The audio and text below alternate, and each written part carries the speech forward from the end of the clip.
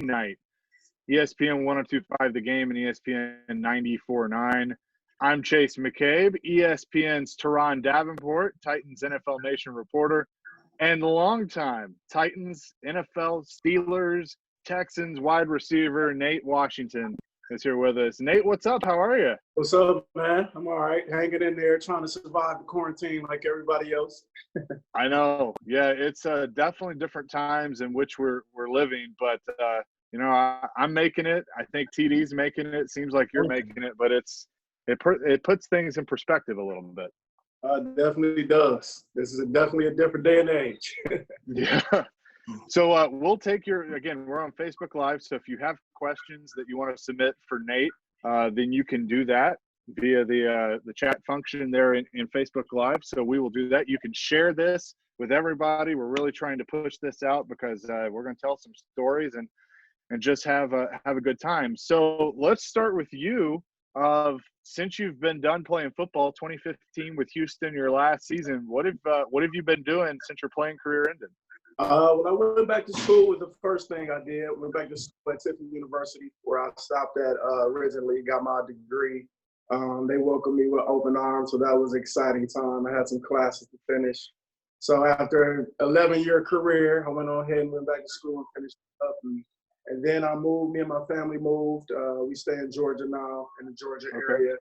So it's just been a transition to everything. I'm also into the business world, just trying to find my niche and find the correct business group to get involved with. You know, it's been a journey, but that transition in itself is something that, is definitely can't be taken for granted. It's definitely a transition to it now. I've been doing a little coaching and training as well. Just been doing a little bit of everything, just trying to find out what it really is that I want to get involved with. And it's been an enjoyable run this far. It's been 5 years now, so it's gone by fast. Now, I know TD and I talked to you before. I guess it was before the season. It was during training camp, right, Turron? I think you were coaching with the Bucs. Yeah, I was doing some coaching down there. I was interning with Coach Bruce Arians, just trying to get my understanding of the different time spans and the requirements that's desired on the coaching end of the aspect of football, on the professional level. It definitely was an eye opener. Coach Arians was, a huge teacher to me on the field, but to see him behind closed doors in the coaching room is different. He has a different view of the game.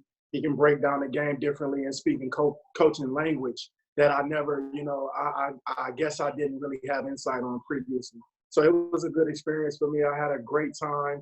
I've had some suggestions from some people wondering if that's something that I'm going to continue.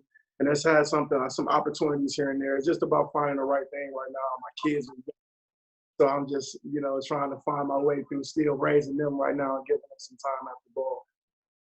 Now, Bruce Arians, go ahead, Turron. Sorry. What were some of the hurdles that you had to overcome just in making that transition from player to coach? Because obviously, as a former player, you have that ability and a younger guy to relate to these guys, Mike Evans, Godwin, et cetera. But what were some hurdles that you had to overcome? Hey, TD, I love the Purple Rain T-shirt, man. I had to come with a little something myself too. I hope I had to come with the smoky. Hey, look, it's a Friday, so you gotta have. It's one of the major hurdles. It's just being a player. As much as even when I was a team captain, I would worry about my teammates and make sure they can do whatever they can to help the team out, but at the end of the day, as a player, I was worried about myself, taking care of my body, making sure that I was watching film that I needed to watch, making sure I was understanding what was going to be required for me of the week, whether it was going to be run game or pass game. And as you go into the coaching world, you're worried about the whole room. What is this guy going to be able to bring for us this game? Breaking down and assessing other teams' film and trying to understand where we can attack them at, trying to get a better feel of what our room provided for this game week and suggestions on how to utilize different guys in different areas. That's just something that was very new to me, trying to break down my own teammates, or my room's game in order to help us win. So it was an eye-opener. Those guys in Tampa did an outstanding job of giving me the opportunity to go from gaining depth charts to telling I was also assigned to drop the first 10 to 15 plays of the preseason game. So it was definitely a eye-opener, something that I wasn't used to, and an ability that I had, and they definitely drug it out of me. Out there putting the scripts together. Yeah, man, it was definitely an eye-opener. That's dope. Now, Bruce Arians was your first OC in the NFL, right? Yeah. Well, actually, he was my receivers coach. Or receivers coach? Yeah, Okay. He was my receiver. My rookie year, he was our receivers coach. Ken Whisenhunt, that was a head coach in Tennessee, was our offensive coordinator. That's right, Ken Whisenhunt. Yeah. This was 2005. I'm kind of older.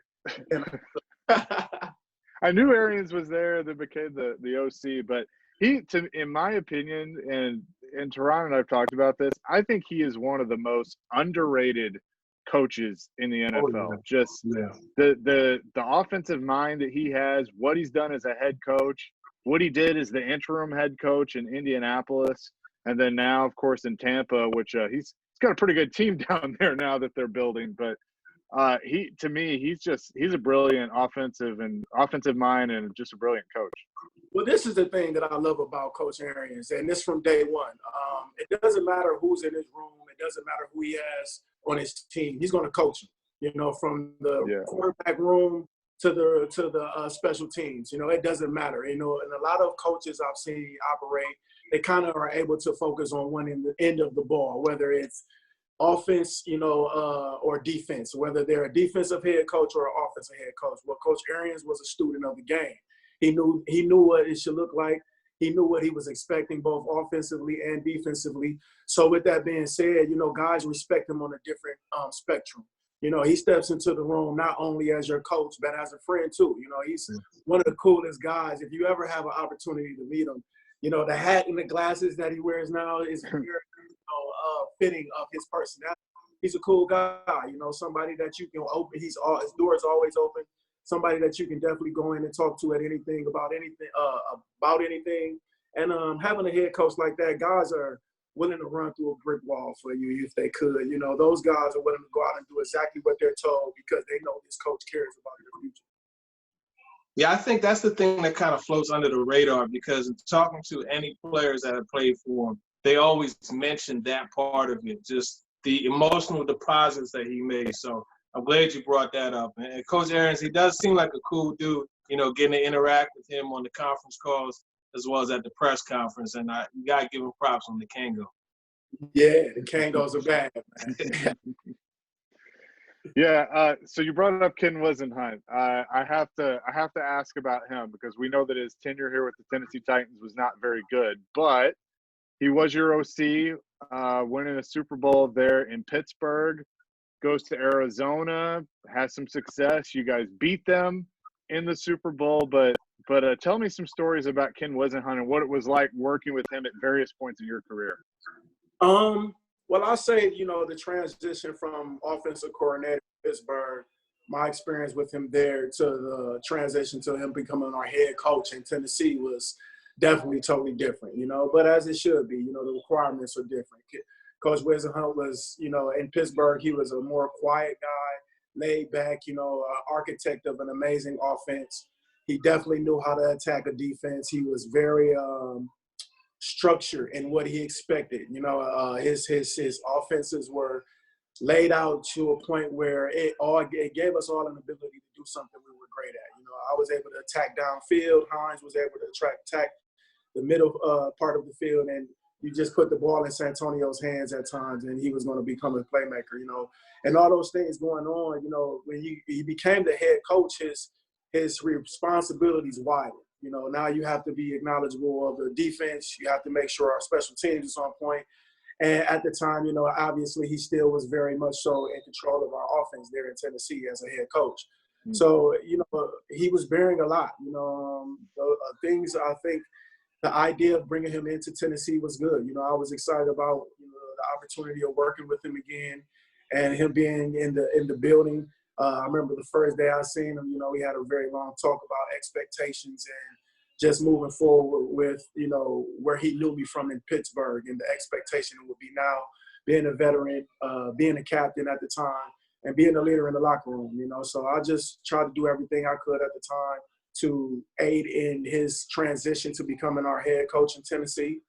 And, you know, unfortunately, that was actually my last year, you know, his first year in Tennessee. I was 6 years in. I was on the last year deal of my contract.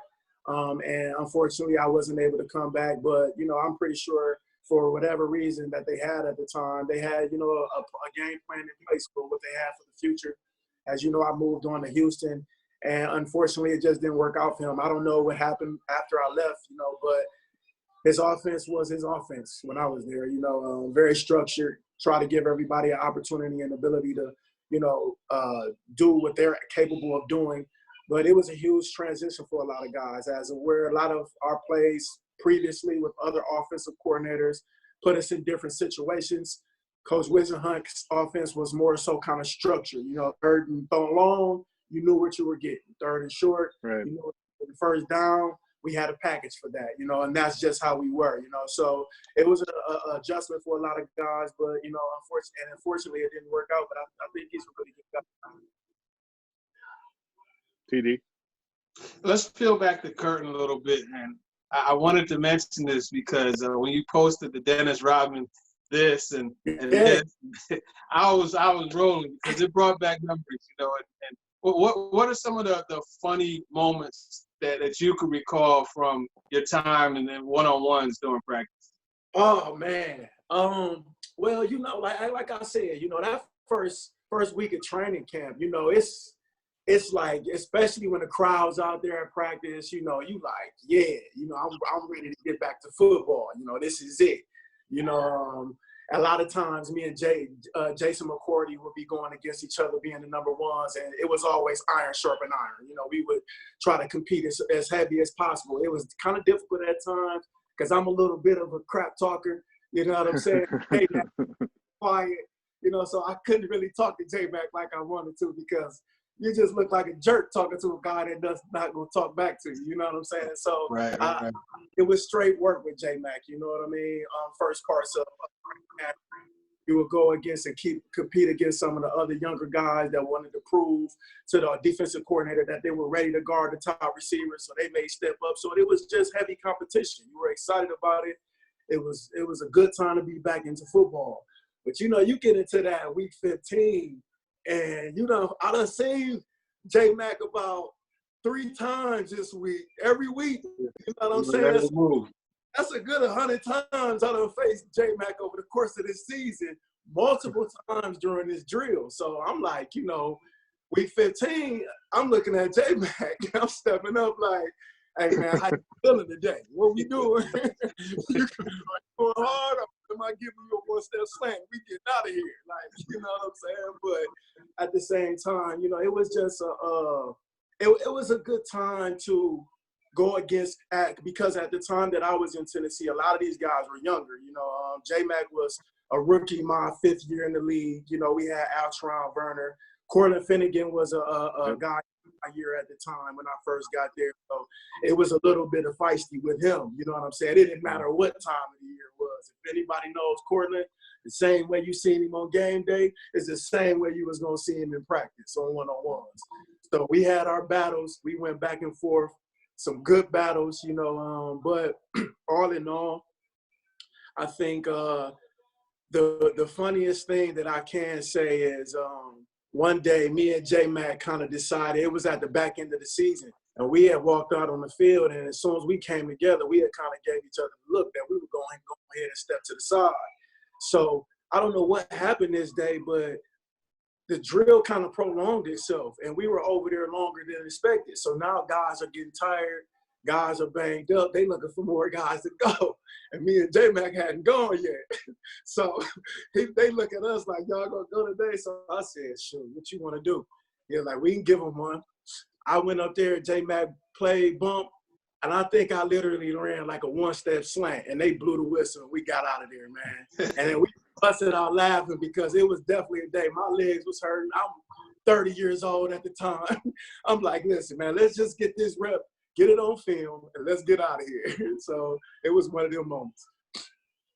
Chase McCabe Turron Davenport, former NFL wide receiver Nate Washington here on Facebook Live. If you have questions you want to submit, go ahead and do that, and we will try and answer some of those. So I'm sitting here listening to this and thinking about your time here with the Titans. And if you look at your career, I believe I am correct in saying that you are connected to just about every head football coach the Tennessee Titans have had. Because when you got here, it was Jeff Fisher. Then you played for Munchak. Then you played for Whisenhunt. Malarkey was the tight ends coach. You go to Houston, and Vrabel is there as a linebackers coach. Definitely. That is quite the connection. Definitely. And you know what? I haven't thought about that either. And I'll say this, you know, out of Coach Munchak was amazing. I think he took a lot of unnecessary and unwanted criticism when he first took the job because he wasn't a guy looking to be a head coach at the time. I can't speak for him, but I don't think he was necessarily looking to become a head coach. But once that opportunity presented itself, and he was such an icon in that, you know, organization, that it was only right that you give him an opportunity to lead his troops to the direction that he saw fit, you know. So I think it was a great opportunity for Coach Munchak. But to be honest with you, out of all of them, Coach Vrabel was one of the ones that I connected with the most. When I went to Houston, it was just this thing where, you know, we would go to practice and, you know, there were a couple of players at the time. I won't put any names out there because they're actually still playing. But there were a couple of players at the time that I would walk on the field, and Coach Vrabel, as you know, would be on, you know, he coached defense. But he would call me like, hey. And I'll be like, hey, what's up? He'd be like, come here. And I'll be like, what's up? I'll run over to him, like, what's up? He'd be like, hey, stay on such and such today. Make sure they compete. And, you know, and I love that because a lot of times in those situations, especially when you're dealing with position coaches, you necessarily may not talk to or have a relationship with those guys because they're more so focused on their room and their group. But Vrabel at that time still focused on the full capacity of our team, making sure that everybody was on one accord, making sure everybody was respecting the greatness out of each other. And I also seen the player side of him still in him. You know, it would be times where our offense would literally be in the game, on the field, in the low red zone. And, you know, me and Hop would be about to go back in after maybe a heavy package where the receivers would be out. And Coach Vrabel would be standing there like, hey, where y'all going? This time for the big fellas. They need to throw the ball to the big fellas, you know, because he caught some touchdowns in his career. And he just thought we weren't needed at the time, you know. So just that correlation in itself, you know, it left an impact on me because as much as I seen him as a coach, I still seen him as a player that I could suit up with. And that's a different type of relationship with the coach, you know what I'm saying? So I'm very excited to see what he's going to do with the team in the future. Is that – and, you know, like I know that there have been obviously other coaches that have played. Jeff Fisher played, but not very long. Malarkey played. But I feel like that there is this connection that the current players have with Vrabel. And TD, you can speak on this too because you're there every day, that they just – there's that bond. There's that fraternity between players that he gets, but he also knows how to balance of being the head coach and also be one of the guys.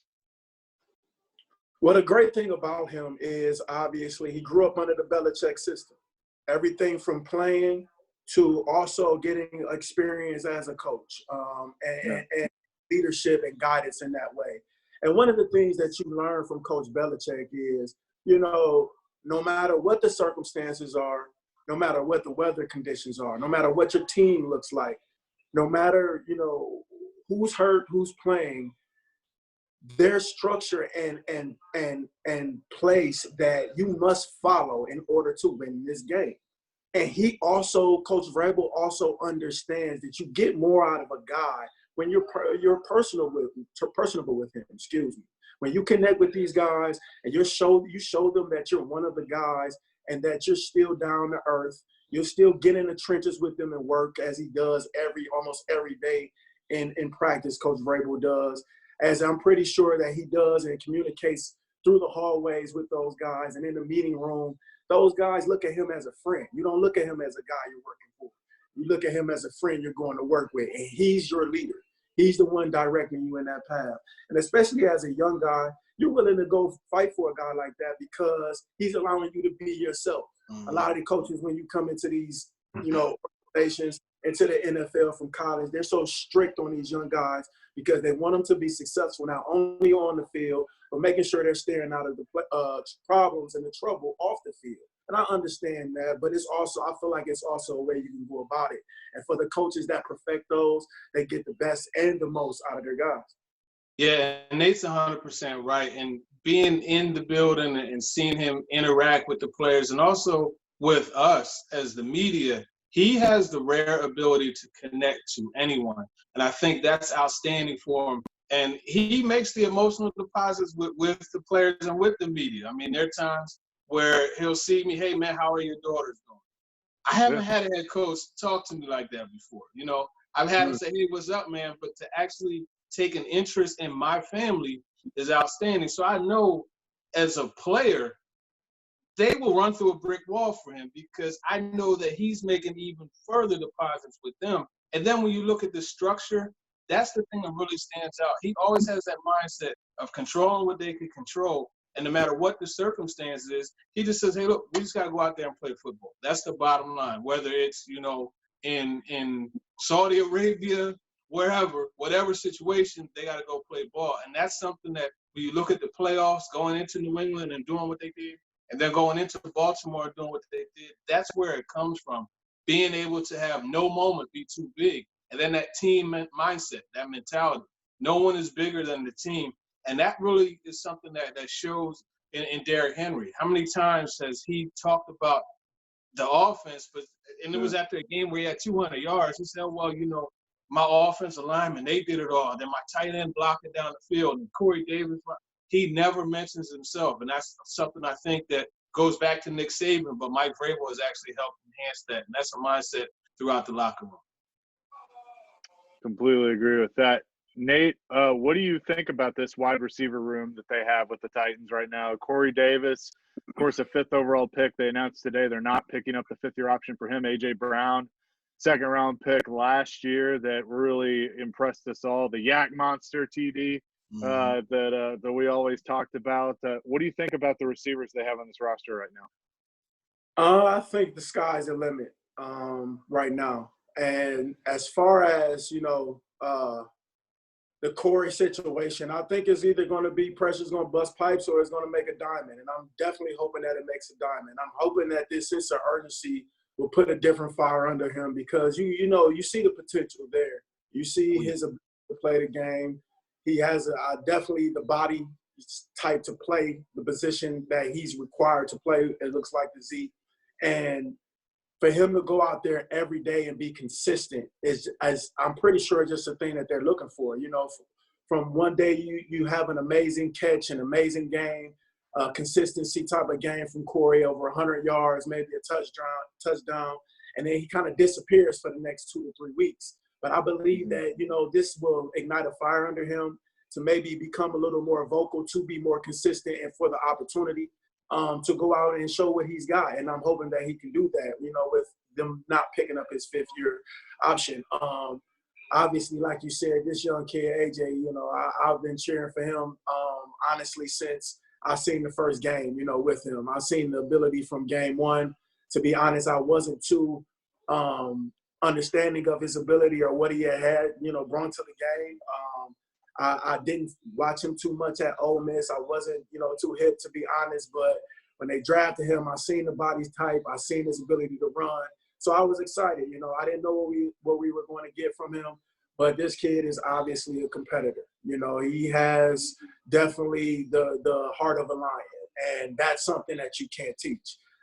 His ability to run away and break tackles, I think, starts with his attitude when he catches the ball. He's not a guy that's looking to go down like normal, typical receivers do, even like myself. You know, I'm going to get down and get out of the way if I can't get out of there. But because he's a bigger guy, he's able to, you know, create the stiff arms, break the tackles with the attitude that he's going to take a yard, man, every time. And that's something that you definitely need, you know. I think those two guys will lead this room into exactly what this team will need: a great play action ability, offense to come off of this run game. I think the year following Henry's his rushing leader year, I think this will even be a better year for them. I think this will be a better year for them because now with Tannehill coming and his ability to show that he's going to be a threat in this pass game, you're going to have to respect both sides of this offense. And that's going to give this receiver room ability to go make plays and be confident, with Corey understanding that his time is either going to show up and show out, and I think he's going to do so, and AJ also leading the rest. I think it's going to be an amazing year for the guys as long as they can continue to grow together. As a receiver, you always want the football. Now, you may not always be as vocal about it, but for you during your career, you know, you got some guys who you see them in the huddle, or you see them on the sideline telling the quarterback they better throw the ball. Then you have others who are saying, "Hey, look, man, you know, come on, let's get it going, whatever." Throughout your career, how did you find that balance to where you emphasized enough that you needed the ball, but it wasn't too much to where it was overbearing? Well, I was more so a humble guy when it came to that. You know, there weren't too many times that I was going to speak up, although it did happen on occasion in reference to getting me the ball. You know, especially with the quarterbacks that I was with at the time, especially in Tennessee, that a lot of them were my friends. And I kind of understood beyond the game what position that they were putting in. And the last thing I wanted to do was put more pressure on them, telling them to throw me the ball. I wasn't going to put any pressure on any coach telling them to throw me the ball. But there were times that, you know, you catch a zone. You know, when 2013 San Diego game, I was just in a type of zone. You know, we kind of started off the game rough with a couple of mistakes. We had a drop ball from, you know, our receiver and a couple of penalties that just were hurting us. And I just was in the zone that game, that I was more vocal that game of saying, speak up about, you know, getting me the ball. But, you know, I have been in the room with guys like Santonio Holmes, you know, and he's not a guy that's going to shy away from telling quarterback, coach, head coach, that it's his time, get him the damn ball, you know, excuse my language, you know. So those type of guys, you know, I loved playing with because although I wasn't a guy to say too much, I was a guy to go act, you know. So when you got a guy like that being vocal in your room and speaking up for himself, it kind of puts a battery in your back too to say, okay, well, if he want the ball, then I'm going to make sure that everyone that come to me, that he would have did exactly what I'm about to do with it, you know. And I loved playing with Santonio. Then I loved playing with guys like Kendall Wright. You know, he was more so quiet. You know, he very rarely said anything, just went out and did whatever he could to help the team and basically rode the back of the offense, you know. So I loved playing with both sides of those guys and those personalities. And it was a fine line, like you said, TD.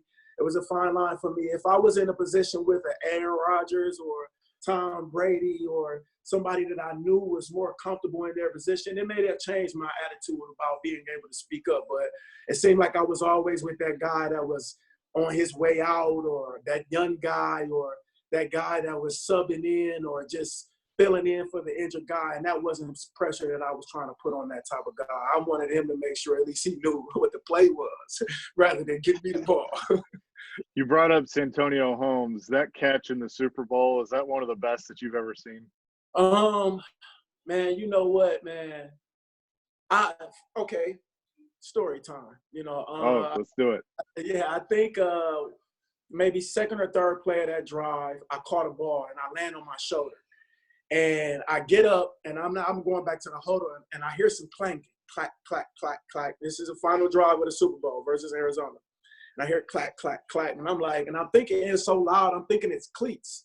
And I turn around, literally stop, run into the huddle, and I turn around and I look and nobody's behind me. So, okay, I'll run back to the huddle and I keep hearing it, clack, clack, clack. And I hurry up, get back to the huddle, we call the play, we go to the next play. And as I line up, I go to take off very hard and I feel my shoulder is loose. So I run to the sideline after the next play and trainers hurry up and check me out. They find out it's a grade 3 AC joint. My shoulder is loose and those are my bones clacking together that I hear. Oh. So I have a decision to make. I either can tough it out and go out there and make the play with the guys, or I can just say enough is enough. At the time, our number 4 was Lima Swede. So our receivers coach, he comes over to me, he says, Nate, if you got anything left, you've got to go because they're going to start tripling San Antonio and they're going to start doubling Hines. We have nothing else left. So I'm like, oh my God. So I go back in, tough it out. We go all the way down the field. San Antonio play comes up. So this is what happens. I'm on the left side of the field. San Antonio's on the right. At the beginning of the play, we have our assigned play, but the play breaks down as it normally typically does. So on my drag across, I have a drag across the front goal line of the field. My shoulder is still loose. They're in a zone defense. So I know if I get thrown this ball, it's not going to be a moment where I can catch it and run away from the guy chasing me because they're a man-to-man. No, it's going to be catch it, and they're already sitting there, and I'm going to get tore up. So if you look at the play, if everybody at home after this will go look at the play on YouTube, there's a moment where Ben glances over the front end of the field, and I'm there. At that moment, I dropped to my feet. I dropped on the ground. I said, "You're not throwing me this ball." So you threw me that ball, I only had one arm. There was no more strength in me to tough it out, and I was already running and hearing my bones clack together. So I knew. When he looked at me, I sat down. And that's when he looked up, finds San Antonio in the corner, and throws him the ball, right? Catches the ball. Everybody goes to celebrate. I go straight to the sideline. I'm excited, but I'm also in tears. That's how much my shoulder is hurt. I'm sitting on the bench and I'm in tears, right? So, boom, they get the ball back. Coach Tomlin comes over to the bench. San Antonio is sitting right next to me. I congratulate him in tears. Coach Tomlin looks at me and says to me, "We may need one more series out of you." I said, "Well, ain't no more series out of me. You better tell them to finish it up." And thank God our defense finished it up. I was in a shoulder cast, in a sling before they even came to zeros on the clock. Wow. Yeah. Now that, I thought I'm just asking about an awesome catch, and little did I know that story. That is crazy. So I was thankful that he caught that ball, because there was no more fight in me. I was so thankful. Right. And hands down, one of the most insane grabs that I've ever seen. All hands, tippy toes are grazing the grass of the field, and it's for the game. So it was awesome. Wow. That's just fantastic. You mentioned Mike Tomlin, winning a Super Bowl with him, Ben Roethlisberger, but Bill Cowher, who's now a Hall of Famer, was your first coach and won the Super Bowl and Super Bowl 40. Now that was your rookie year. So what was that like walking into the Steelers facility, 22 years old, at a Tiffin University, which that's a part of a trivia question because most people don't know where that is. Walking Correct. in there, Jerome Bettis, Correct. Hines Ward, just Randall L was there.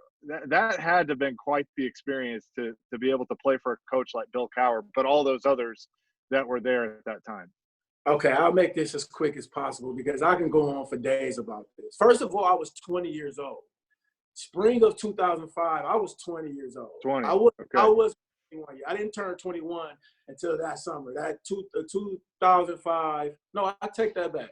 Yeah, 2005 was the transition to me turning 21. So I was very young getting in there. The year before, I was playing, the most I probably had at a game at Tiffin, in Tiffin, Ohio, may have been 50 to 100 people, okay? So my first experience, I'm walking into the facility the first day, and my eyes are already big. Now, at the time, I'm obviously an undrafted free agent rookie, so my locker is in a position, really, in all honesty, to where they can hurry up and get me out of there when I get cut. I'm not with the rest of the receivers. I am by the linebackers. So I'm by Joey Porter, James Ferrier, Larry Foote, James Harrison, Clark Higgins, and these guys are crazy. They wrestle every day. They fight every day. I'm the smallest one over there. It's only me. They bully everybody. It's that type of corner, right? So going on, I make the team. They move my locker. Everybody starts to, I'm going to be honest, from day one, they were a very humble group of guys. Even Coach Jerome Bettis, Hall of Fame guy, but he grabbed me by the neck as soon as I made the team and told me that he would take me under my wing and under his wing and make sure that I had a career, not just a job. And that meant everything to me. You know, it was that type of locker room that helped me excel and be the player that I was in year 9, 10, and 11. So the locker room in itself was amazing. But for the most part, I have 2 quick stories about Coach Cowher. The preseason of it, you know, like I said, it was coming from Tiffany University. I probably played in front of 50 to 100 fans. Well, my first preseason game is against the Philadelphia Eagles, and we got about 75,000 fans in the stands. It's a very big game for preseason. The Steelers were very hot. They were coming off of a 13-3 seed year, which they lost in the AFC Championship, and their expectations were out of the roof for the next year. So it was a very large crowd at the game. Long story short, I finally get in the game as an undrafted rookie, and I'm out there and I'm excited. I made a couple plays. I had a couple catches at the time. And we had a run play in which it was a bunch formation to the right, and I missed my block. And the crowd's still going on, and I got my head down. I'm not thinking too much about it. And I'm walking back to the huddle, and all I hear over the crowd is, Nate! Nate! And this face like, and I'm like, and I turn, I look to the side, I'm like, oh, he like, you can get that block. I know you can get that block. And after that, I didn't miss another block the rest of the preseason. I was so scared. Do you understand me? It was like a child being yelled at, knowing he was doing something he wasn't supposed to be doing, right? So the second story that I say to fulfill that is Coach Cowher, as much as he had that face and that aura about him on the sideline, not only from the media, but the fan base itself, is he was one of the coolest and most humble guys that I've ever met in my life. His door was always open.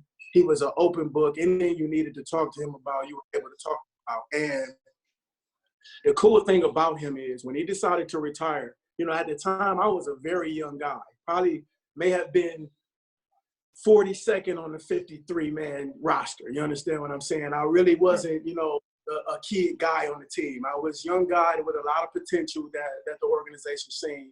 But to be acknowledged by these Hall of Fame guys, players and coaches was definitely not something that I was expecting. So exit interviews come up the end of the year that he decides to, you know, go ahead and retire.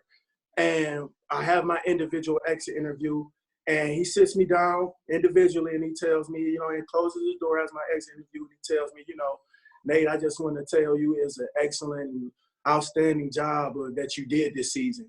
I think you have amazing potential, and I've been very outstandingly happy to work with you.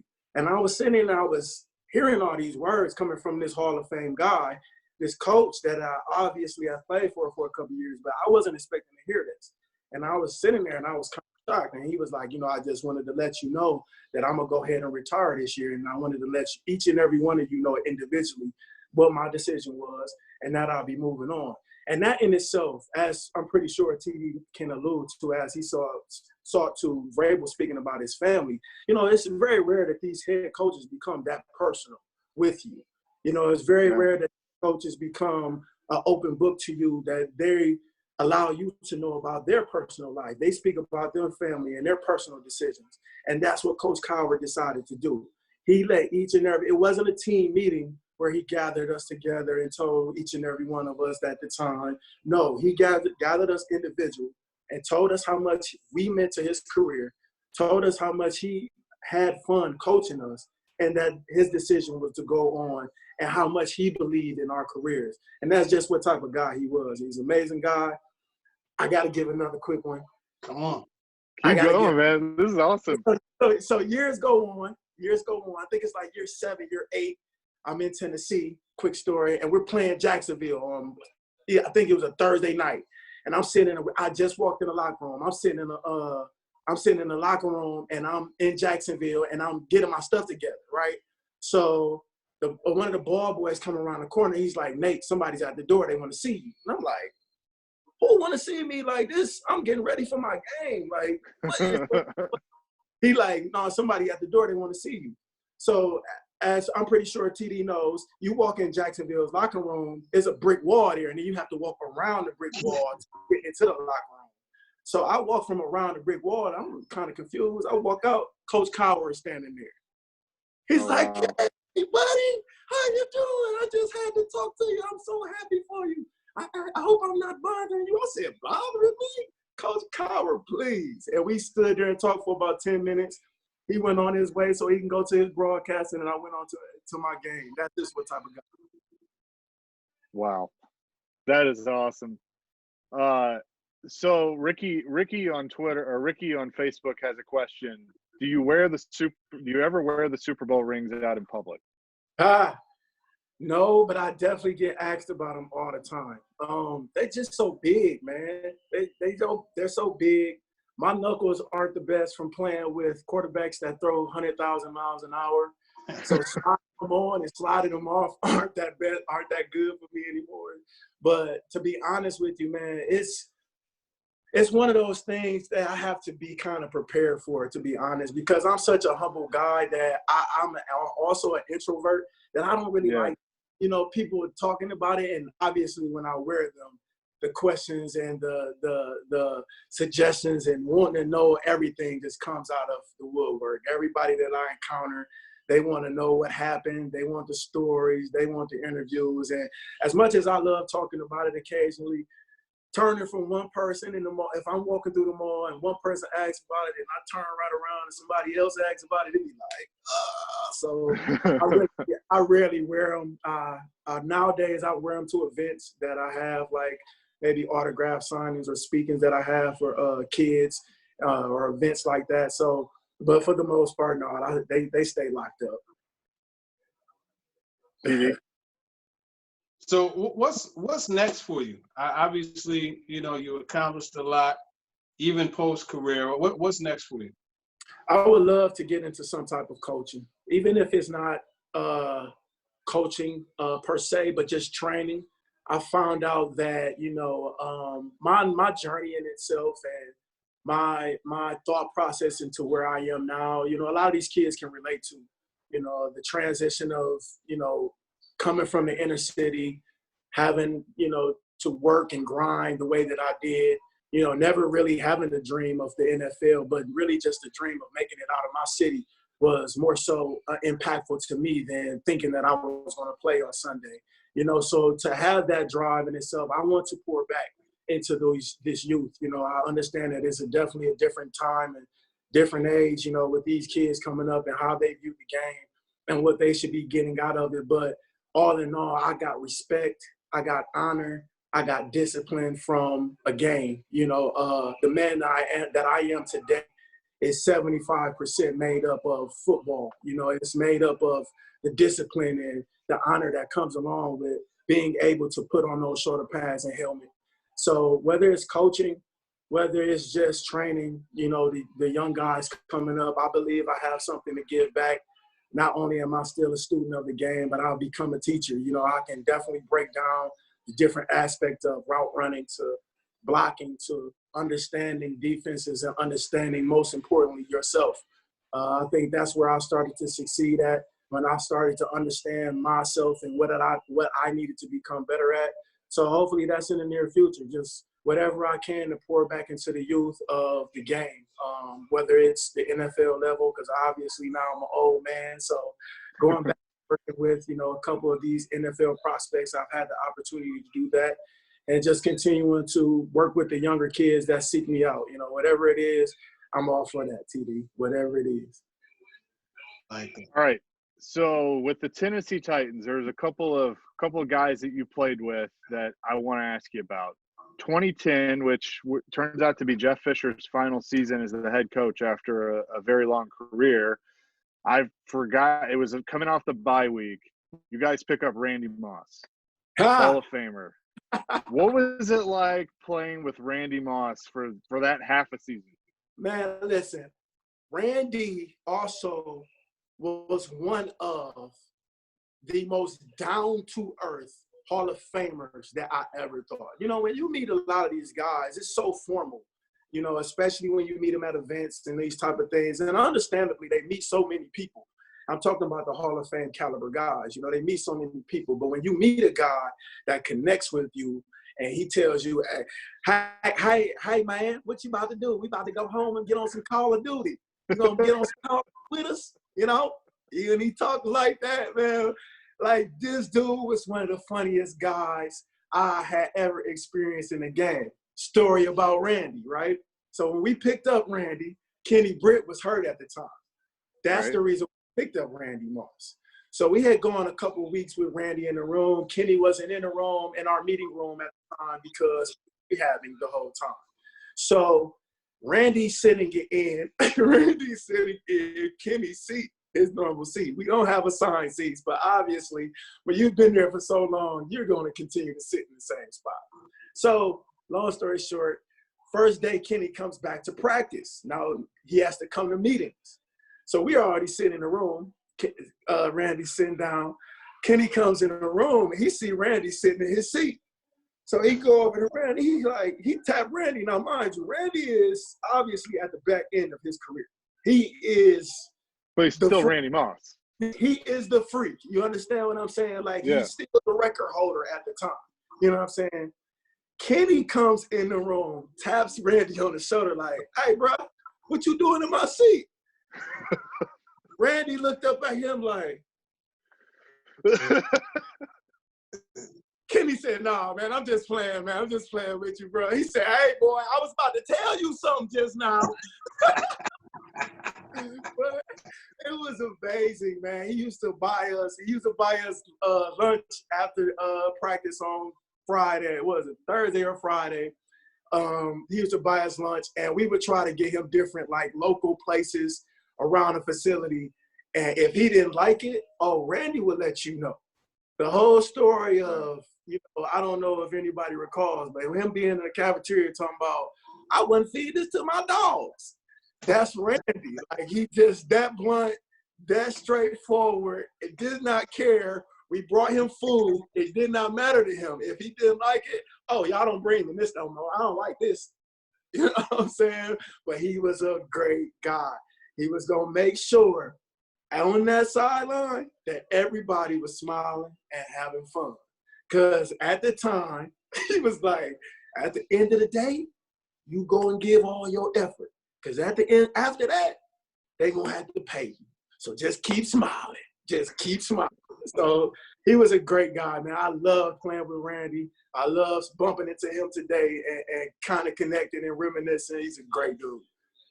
You brought up Kenny Britt, and he was one of those that just, as a fan and then later getting into media, all of us were like, it's there, you see it, and it just never quite developed the way that everybody thought it would. What was it like being around him? I think in my 11-year career, Kenny might have been the most misunderstood guy that I ever played with. Obviously, let's get to the meat and potatoes. In the media and in public, he perceived as a guy that was just, a jerk. Football wasn't important to him. He was up and down, would have a great game here, would have fans there, would care here and care there. But let me tell you something. That game meant everything to Kenny Britt.